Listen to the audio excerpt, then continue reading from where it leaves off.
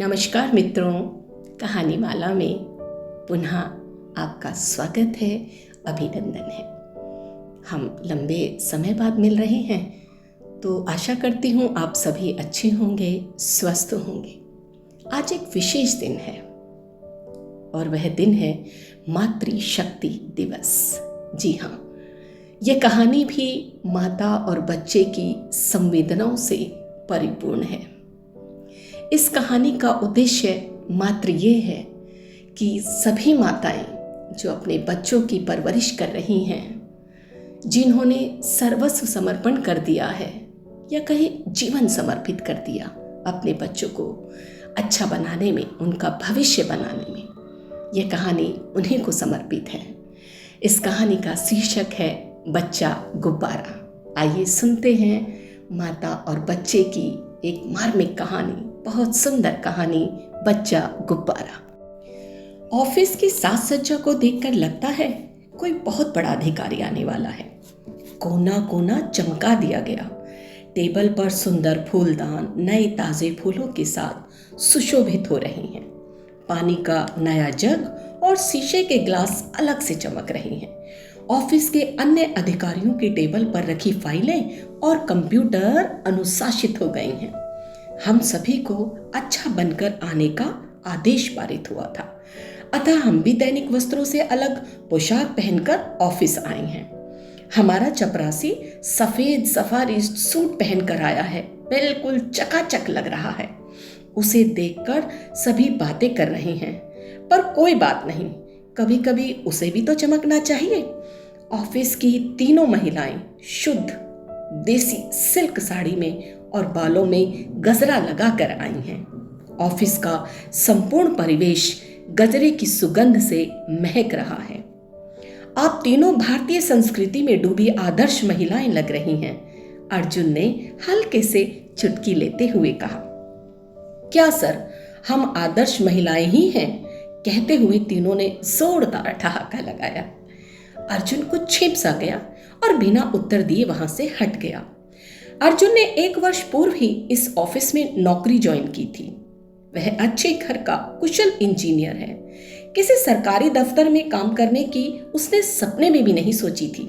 ये तो उसके माता पिता का दबाव था कि उसने भारत सरकार के उपक्रम इस ऑफिस में नौकरी करने का मन बना लिया। आरंभ में उसे कुछ अटपटा सा लगा था, परंतु अब सब ठीक है। उसका वरिष्ठ साथी मिस्टर सुधाकर इस ऑफिस का प्रमुख बनने जा रहा था। यह पूरी सजावट उसी को समर्पित थी। अर्जुन ने जब रुड़की से इंजीनियरिंग पास की थी, तो डिग्री के साथ विदेश जाकर नौकरी करने का सपना भी साथ चिपक गया था। मल्टीनेशनल कंपनी में सूट बूट पहनकर एसी में बैठकर नौकरी का आनंद ही कुछ और था, परंतु उसके माता पिता का स्पष्ट आदेश था, इंजीनियर बनकर पहले 5 वर्ष उसे अपने ही देश में काम करना होगा, वह भी सरकारी दफ्तर में। अर्जुन को माता पिता की इस शर्त का पालन करना था, इसलिए उसने इस दफ्तर में नौकरी करना स्वीकार कर लिया। अर्जुन और सुधाकर की अच्छी बातचीत होती थी। मिस्टर सुधाकर अपने काम में बहुत कुशल थे, साथ ही परिश्रमी भी थे। अर्जुन ने मिस्टर सुधाकर से बहुत कुछ ऐसा सीखा जो कॉलेज के पाठ्यक्रम से बाहर था। इस ऑफिस के अनुशासन और कार्यशैली को देखकर उसका सरकारी दफ्तर वाला मिथक टूट चुका था। वह देखता था हर व्यक्ति अपनी टेबल पर व्यस्त रहता है, नए प्रोजेक्ट की रूपरेखा बनाता है और अपनी क्षमताओं को उसमें फिट करने का प्रयास भी करता है। ऑफिस में तनाव नहीं था और ना ही कामचोरी की कोई जगह थी। उसके कॉलेज की पढ़ाई यहाँ मंच कर निखर रही थी। उसकी प्रायोगिक कुशलता और ज्ञान नवीन आयामों को छू रहा था। मिस्टर सुधाकर व्यवहार कुशल और भावुक व्यक्ति थे, परंतु कुछ बातों को लेकर वह बहुत ज्यादा अड़ियल थे। ऑफिस की तीनों महिलाएं उन्हें फूटी आंख नहीं सुहाती थी। वे जब तब उनकी बातों से खींच उठते थे। कहते, इनको घर संभालना चाहिए, ऑफिस में आकर सांभर इडली की बात करेंगी, कपड़ों को धोना भूल गई, सुखाना भूल गई, दूध गैस पर ही रह गया, घर की चाबी छूट गई। ऐसे जाने कितनी बातें उन्हें उंगलियों पर याद थी।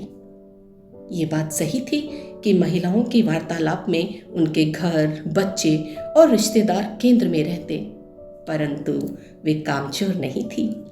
अपने कार्यों को लगन और मेहनत से पूर्ण करती और हंसती खिलखिलाती भी रहती। इस ऑफिस में उनकी संख्या कम थी, अतः वे अन्य सहकर्मियों की जिज्ञासा का केंद्र भी बनी रहती। महिलाओं को घर संभालना चाहिए, पुरुष कमाने बाहर जाता है, उसे घर पर बच्चों को देखना चाहिए, जिसका काम उसी को साजे और कोई सब एमक बाजे। मिस्टर सुधाकर इन पंक्तियों को मुझसे जाने कितनी बार कह चुके थे। मैं सोच में पड़ जाता, ये कैसे पढ़े लिखे पुरुष हैं जो अपने ऑफिस में महिलाओं की उपस्थिति को स्वीकार नहीं कर पा रहे। महिलाओं का नौकरी करना घर परिवार की बर्बादी कैसे हो सकता है? पुरुषों की इस मानसिकता से वह अपने अस्तित्व को कैसे प्राप्त कर सकती हैं? स्त्री का पढ़ा लिखा होना या घर से बाहर जाकर नौकरी करना संस्कृति की अवनति नहीं हो सकता। मेरे कॉलेज की इंजीनियर लड़कियां भी तो बाहर निकली हैं, वह भी तो नौकरी करेंगी। वे सब हमसे बेहतर करती थी, फिर वे हमसे कम कैसे हो सकती हैं? मेरे ये विचार मस्तिष्क में घूमते, प्रश्न भी करते, परंतु मिस्टर सुधाकर के समक्ष कुछ भी कहने का अभी मेरा साहस नहीं था। अर्जुन और मिस्टर सुधाकर एक दूसरे को भली भांति समझते थे।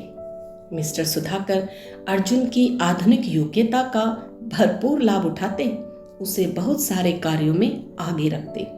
इस कारण ऑफिस की तीनों महिलाएं कभी कभी अर्जुन को संदेह भरी दृष्टि से देखा करती। अर्जुन, आज छुट्टी जल्दी होगी ना? चलो तुम्हें अच्छी सी कॉफी पिला कर लाता हूँ, मिस्टर सुधाकर ने अर्जुन के टेबल पर आकर कहा। मिस्टर सुधाकर का ये आग्रह था या आदेश, अर्जुन मना नहीं कर पाया।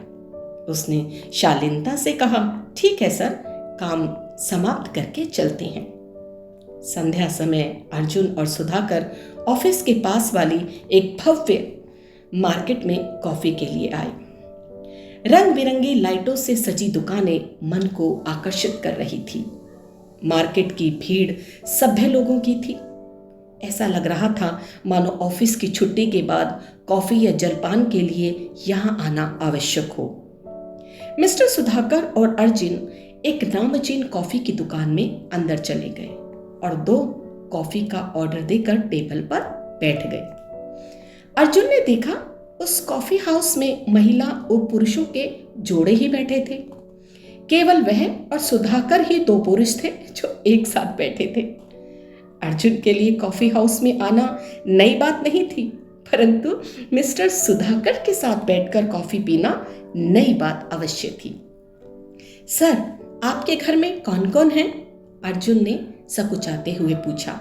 मेरी माँ, पत्नी और एक बेटा, सुधाकर ने सपाट उत्तर दिया। सर, आपकी पत्नी भी वर्किंग है? अर्जुन ने फिर धीरे से पूछा। नहीं, बिल्कुल नहीं। मैंने पहले ही कह दिया था, पढ़ाई कितनी भी करो, नौकरी नहीं करनी, आपको घर संभालना है, मेरी माँ की तरह, सुधाकर ने तीव्रता से उत्तर दिया। आपकी माँ की तरह? जी हाँ, मैंने अपनी पत्नी को पहले ही बता दिया था, जैसे मेरी माँ घर संभालती थी वैसे ही अब आपको घर संभालना है। मेरी पत्नी यूं तो बीटेक है, पर नौकरी के विषय में दूर दूर तक बात नहीं करती। उन्होंने गर्व से अपनी बात पूरी की। अर्जुन कॉफी की चुस्कियों के साथ साथ अपने आसपास के परिवेश का भी गंभीरता से अवलोकन कर रहा था। उसने देखा कॉफी हाउस के बड़े से शीशे पर एक 5 वर्षीय बालक गुब्बारों का गुच्छा लेकर सट कर खड़ा था। कभी कभी वह शीशे पर ठक ठक करता और फिर उस पर मुंह सटाकर अंदर ध्यान से देखता। एकाएक अर्जुन की दृष्टि उस बालक पर पड़ी और वहीं ठहर गई। उसने मिस्टर सुधाकर से कुछ समय की क्षमा मांगी और बालक के पास आ गया। छोटी निक्कर और ऊंची सी शर्ट पहने बालक ने अर्जुन की ओर 2 छोटे गुब्बारे करते हुए कहा, बच्चा गुब्बारा ले लो साहब। अर्जुन ने बालक को प्रेम से छेड़ते हुए कहा, मैं बच्चा गुब्बारा पहली बार सुन रहा हूं, ये कौन सा गुब्बारा है? एक बार फिर से बोलो तो। बालक बड़ी बड़ी गोल पनीली आंखों से अर्जुन को एकटक देख रहा था। अर्जुन को लगा जैसे उसे उसकी बात समझ नहीं आई। उसने फिर उसे छेड़ते हुए कहा, फिर से बोलो, कौन सा गुब्बारा? इस बार बालक ने साहस कर बोलना आरंभ किया, बच्चा से गुब्बारा ले लो, मुझे वो खाना है। उसने गर्म समोसे के स्टॉल की ओर संकेत किया। बच्चे की हकलाहट सुनकर अर्जुन का हास्य भाव शांत हो गया। बालक कहना चाहता था बच्चे से गुब्बारा ले लो, किंतु उसकी अत्यधिक हकलाहट ने से का लोप कर दिया और अर्जुन को सुनाई दिया, बच्चा गुब्बारा ले लो। अर्जुन को उससे न जाने क्या आत्मीयता हुई। वह उसके पास बैठ गया। शीशे के दूसरी ओर मिस्टर सुधाकर भी उसे देख रहे थे, परंतु इस समय वह केवल बालक की ही बात सुनना चाहता था। उसने बालक से पूछा, अकेले आए हो? अकेले हो यहाँ पर? बालक ने बताया, माँ भी है। कुछ दूर खड़ी एक महिला की ओर संकेत करते हुए बालक ने फिर हकलाहट से कहा, वह मेरी माँ है। अर्जुन ने बालक की उंगली पकड़ी और उसे समोसे के स्टॉल से गर्मा गर्म एक प्लेट समोसे दिलवा दिए। फिर उसे उसकी माँ के पास छोड़ने के लिए चला ही था कि पीछे से मिस्टर सुधाकर की आवाज आई, अर्जुन क्या कर रहे हो? शादी कर लो, ऐसा बच्चा तुम्हारा भी हो जाएगा। मिस्टर सुधाकर का यह वाक्य अर्जुन को अच्छा नहीं लगा। उसने स्वयं को संभालते हुए कहा, सर, ये जिसका बच्चा है उसके पास छोड़कर आता हूं। रुको, मैं भी साथ आ रहा हूं। कहते हुए मिस्टर सुधाकर भी अर्जुन के साथ हो लिए। कुछ दूर बालक की माँ पेन के पैकेट बेच रही थी। उसके कंधे पर एक बड़ा सा बैग लटक रहा था। देखने में वह भले घर की लग रही थी और बोलने के ढंग से लग रहा था कि कुछ पढ़ी लिखी है। अर्जुन ने बच्चे को उसे सौंपते हुए कहा, अपने बच्चे का तो ध्यान रखो, उससे भी आप गुब्बारा बिकवा रही हैं। आप काम कर रही हैं, इसे तो घर छोड़कर आती। किसके घर सर? महिला ने उत्तर दिया, अपने। यदि महिला काम कर रही है तो बच्चे का ध्यान रखने के लिए कोई तो होगा, अर्जुन ने महिला को समझाते हुए कहा। इस बीच मिस्टर सुधाकर अर्जुन पर विस्मय भरी दृष्टि गड़ाए हुए थे, परंतु बोले कुछ नहीं। सर, पति की मृत्यु के बाद हम दोनों एक दूसरे का सहारा हैं। सास ससुर भी इस हालत में नहीं हैं जिनके पास इसे छोड़ दूं। फिर कौन बचा? इसे साथ लाना ही सही समझा। ये भी देखे पेट पालने के लिए कितनी मेहनत करनी पड़ती है।